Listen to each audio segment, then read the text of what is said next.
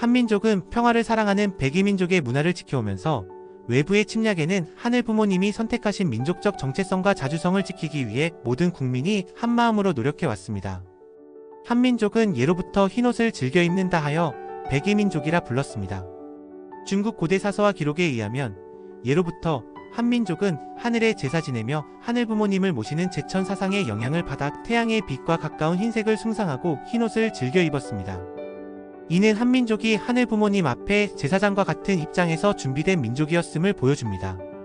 한민족은 고래로부터 절제의 미학을 바탕으로 자연 그대로의 순수한 상태, 꾸미지 않는 그대로의 흰옷을 즐겨 입으며 순수와 평화를 사랑하였습니다. 하늘 부모님을 모시는 신앙을 바탕으로 한민족은 평화를 중시하며 도덕적 가치와 인류애를 중시했습니다. 한민족의 종교심과 결백성은 흰옷을 좋아하는 습관을 만들었고 그 습관을 한민족의 전통이 되었습니다. 일제강점기에는 이러한 민족의 정체성을 없애고자 흰옷을 착용한 사람에게 행정상 불이익을 주거나 관공서 출입을 금지시키는 등 강압적으로 한민족의 백의의 전통을 바꾸려고 하였습니다. 이에 민족의 정체성을 드러내고 일제에 항거하는 상징으로 백의를 더 많이 입기도 하였습니다. 정결과 결백, 천손의 선민의식, 외세에 대한 저항 등이 담긴 백의 문화는 한민족의 소중한 유산입니다. 한반도는 중국과 일본 등의 여러 주변 국가들의 침략이 많았습니다. 한민족은 사람을 사랑하고 위하는 착하고 온화한 성품으로 원수를 되갚기보다는 용서하는 것을 미덕으로 여겨온 민족이지만 국가적인 위기 상황에서는 공의의 한마음이 되어 민족적 자주성을 지키기 위해 노력하였습니다. 고구려의 명장 을지문덕 장군은 수나라의 대군을 물리친 살수대첩으로 유명합니다. 그는 하늘 부모님께 기도하며 전쟁의 승리를 기원했고 뛰어난 전술로 수나라 군대를 격퇴했습니다. 을지문덕의 용맹과 지혜는 고구려를 지키는 데 큰 역할을 했으며 그의 신앙심은 후대의 군사들에게 귀감이 되었습니다. 그보다 앞서 고구려의 광개토대왕은 외적에 대한 방어를 강화하고 내부의 안정과 경제적 발전을 위해 다양한 정책을 펴며 민족의 번영을 추구했습니다. 광개토대왕은 한민족 국가의 강대함을 중요시하고 한민족의 자기결정권과 자주성을 강조하며 고구려의 역사적 전환점이 될 만큼 인상적인 통치를 이끌어 고구려의 전성기를 맞이하게 되었습니다. 고려시대의 명장이었던 강감찬 장군도 거란의 침입에 맞서 1019년 귀주대첩을 펼칠 때 하늘 부모님의 뜻을 믿고 나아가 거란의 대군을 물리쳤습니다. 그는 전략적 지혜와 용기로 고려를 지켜내는 데 큰 공헌을 했습니다. 고려국이 강성해진 몽골로부터 압박과 간섭을 받고 결국 침입을 당해 강화도로 도읍을 옮기게 된 위기 속에서도 한민족은 호국의 염원을 강구하면서 8만 대 장경을 초판하여 항전의지를 굳건히 하였으며 삼별초 등의 피어린 항쟁을 통해 외세로부터 주권을 지키고자 하였습니다. 조선시대에는 임진왜란의 나라를 지킨 이순신 장군이 있습니다. 이순신 장군은 임진왜란 당시 일본의 침략에 맞서 조선을 지킨 영웅으로 전투에 임할 때 하늘에 기도하였습니다. 그런 그의 기도에 응답하듯 꿈에 신인이 나타나 병법을 알려주었고 결국 그는 탁월한 전략과 용맹으로 여러 해전에서 승리를 거두었습니다. 특히 명량해전에서의 대승은 그의 뛰어난 지휘력과 하늘 부모님의 가호를 보여주었습니다. 한민족은 선민으로서 북수나 침략을 좋아하지 않는 평화애호의 심성을 가졌으나 정의롭고 옳은 일을 위해서나 나라를 위해서는 기꺼이 의로운 용기를 내 자발적으로 나섰습니다. 고려시대의 삼별초뿐 아니라 조선시대의 임진왜란 때에도 정규군인만 참여한 것이 아니라 자발적으로 나선 승병과 의병 등이 많았습니다.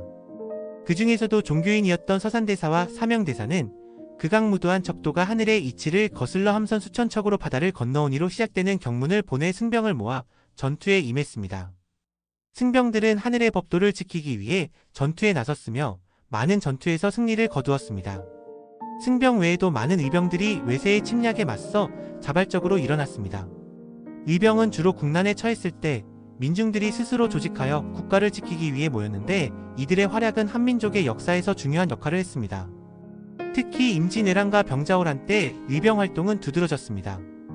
임진왜란 동안 전국 각지에서 의병이 일어났습니다.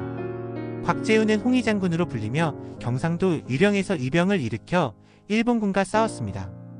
그는 붉은 옷을 입고 기습전술을 활용하여 일본군에 큰 타격을 주었습니다. 전라도를 중심으로 활동한 고경명은 의병을 조직하여 일본군의 보급로를 차단하고 후방을 교란하는 역할을 하였습니다. 이 밖에도 김천일, 조원 등 많은 의병장들이 활동하였습니다. 의병들은 정부나 관군의 도움 없이 백성들이 자발적으로 조직하여 지역사회를 지키고자 하였습니다. 자신들이 살던 지역이라 지형을 잘 파악하여 그 특성에 맞는 전술과 전략을 활용했으며 기동성과 유연성을 살려 게릴라 전술을 활용하였습니다. 지역 주민들은 이들을 적극적으로 도우면서 식량과 물자를 제공하였습니다. 승병과 의병들은 한민족의 자주성과 정체성을 지키기 위해 헌신적으로 싸웠습니다. 하늘 부모님이 택하고 예비하신 민족과 나라를 불의한 외부 세력으로부터 지키기 위한 이러한 공의로운 희생과 용기는 후대에까지 전해지고 있습니다. 일제강점기의 독립운동은 이러한 민족 정신을 계승하여 주권을 회복하기 위한 절실한 노력의 산물이었습니다. 이회영, 안중근, 유관순 등 수많은 독립운동가가 한민족의 독립과 평화를 위해 목숨을 공의롭게 바쳤습니다.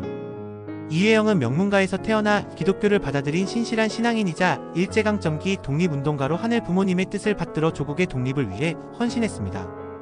그는 항일이병을 위한 자금 후원을 시작으로 집안의 노비를 모두 면천시키고 형제들과 함께 만주로 이주하여 독립운동을 적극적으로 펼쳤습니다. 신흥무관학교를 설립하고 독립군을 조직하는 데 큰 역할을 했습니다. 안중근은 1909년 하얼빈에서 이토 히로부미를 저격하여 조국의 독립을 위해 싸운 것으로 알려져 있습니다. 그러나 그는 독립운동가이기 전에 하늘 부모님을 믿는 독실한 가톨릭 신자로서 동양 평화론을 지필하는 등 평화의 이상과 비전을 가진 평화운동가였을 비웁니다. 그는 하늘 부모님이 바라는 평화로운 세계를 만들고 싶어 했으며 조국의 독립과 평화를 위해 자신의 목숨을 바쳤습니다. 유관순은 1919년 3.1운동 당시 18세의 어린 소녀로 만세 시위를 주도하다가 순국하였습니다. 그녀는 이화학당 고등부를 다니면서 감리교 신앙을 하였으며 하늘 부모님의 뜻을 따라 살고자 하였습니다. 강한 신앙의 힘으로 일본 제국주의에 저항하면서 3.1운동에 참여한 후 고향에 내려가 만세운동을 주도하였으며 서대문 형무소에 수감된 후에도 감옥에서 만세를 선창하며 저항하였습니다. 한민족의 독립을 위해 순결한 정신으로 용감히 불의에 저항한 유관순의 용기와 희생은 민족의 정신적 유산으로 이어져 오고 있습니다. 신채호는 일제강점기 조선상고사를 통해 한민족의 기원을 밝히고 선민으로서의 주체적인 한국사를 정리하여 한민족 고대 문화의 우수성과 독자성을 강조하면서 한민족의 문화적 정체성을 유지, 발전시켜 나가는 역사적 토대를 마련하였습니다. 하늘 부모님은 한민족이 국가적으로 침략을 받을 수밖에 없는 상황에서 한민족 전체가 절대자를 중심한 신심으로 한마음이 되어 신앙적 사상적으로 뭉쳐 공의로운 정의의 정신으로 한민족의 정신을 지켜나가도록 이끄셨습니다. 하늘 부모님은 한민족의 순수한 정체성을 지키기 위해 노력하셨습니다. 천손사상을 가진 민족적 정체성을 지키셨고 현실적 이해관계를 초월하여 국가를 지켰으며 선민으로서의 정체성을 지키기 위한 역사임을 이번 강의를 통해 배우셨습니다. 앞으로의 강좌에도 깊은 관심을 가져주기를 바라며 마치도록 하겠습니다. 감사합니다.